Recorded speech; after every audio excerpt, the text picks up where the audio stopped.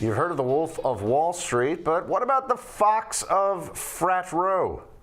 Last week, the Securities and Exchange Commission filed a civil complaint against Syed Arham Arbab, accusing the 22-year-old of running a Ponzi scheme out of a fraternity house at the University of Georgia.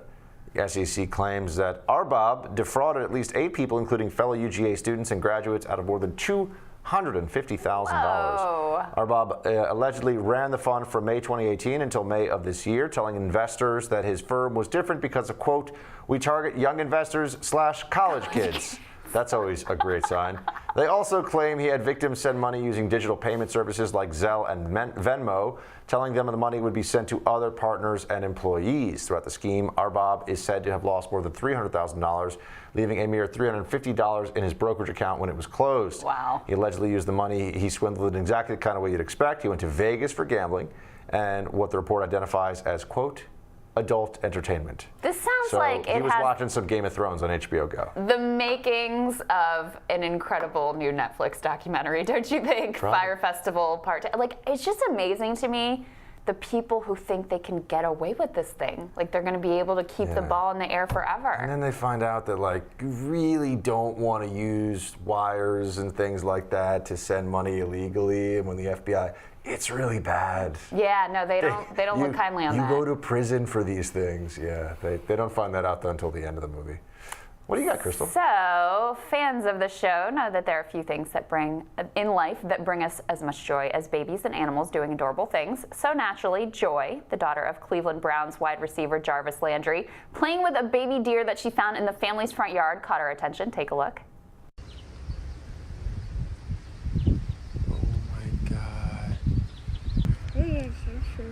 He's soft? Yes, You want to bring him in the house? You can't. What? He's too skinny. He's a baby.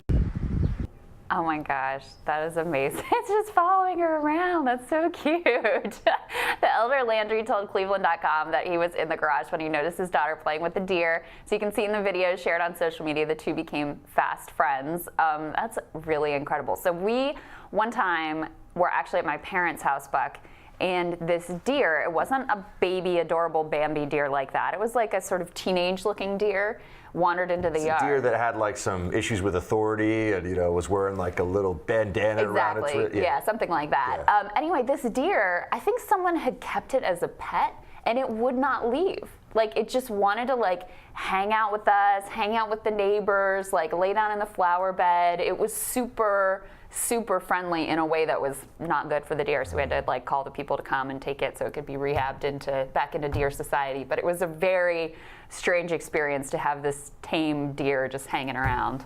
Now, Reg, I feel kind of weird about venison, but it's still delicious. So I don't know what to do. I don't know. This is a conundrum, You're Crystal. gonna have to puzzle that one out. I have to think about that one. The Queen, what she got for us? Has Queen Elizabeth, Buck, been sending out secret messages in plain sight? We know that the Queen is infamous for playing things a bit close to the chest, but one theory making the rounds on the internet claims that she has actually been quite literally wearing them on her sleeve. According to the Telegraph newspaper, some royal experts believe the Queen uses her iconic handbag, an item she is rarely seen in public without, as a kind of messaging device, discreetly signaling her staff. For instance, if the Queen places her purse on the table during dinner, she's telling her staff that she wants to leave in 5 minutes. When she places it on the floor, she's telling them she needs to be rescued from a boring conversation. I need to employ this. This is amazing. All of this raises the question, what kind of secret messages did the Queen send during her meeting with President Trump? I like this move. It's very savvy. I just want to know how she signals the Bilderberg, the Illuminati, and some of you know what I'm talking about. You don't know? No? Alex Jones always talks about more of your radio audience, isn't it? Damn it! The Queen of England, the Bilderbergs, the Illuminati, Queen of England, fluoride in the water, chemtrails. You know, there's this whole. Pretty good, Alex Jones. Of course it is, dude. This is radio skills. But yeah. Anyway, Queen of England. When are you gonna do your Beto? Nice Come lady. on. Crystal, I don't know if like the country can come together and give their hearts to Beto the way that he was planning. It's gonna be so sad. No, it's not gonna happen. He's polling like. He's pulling it less than a lady who's like the self-help guru at this point. No. I know, I'm just making it come up, Beto. on. That's mean. Marianne's a lovely lady. She too. is. We love her. I can't make fun of anybody. You can make fun of Beto all that you want. There we go. Tomorrow on Rising, he's predicted the last 9 elections correctly. Alan Lichtman describes the criteria he looks for when making his predictions and his thoughts on the 2020 race. That is going to be very interesting. And Team Rising, of course, is going to swing by for their thoughts on the latest news. Have a fabulous day, folks. We'll see you tomorrow. See you then.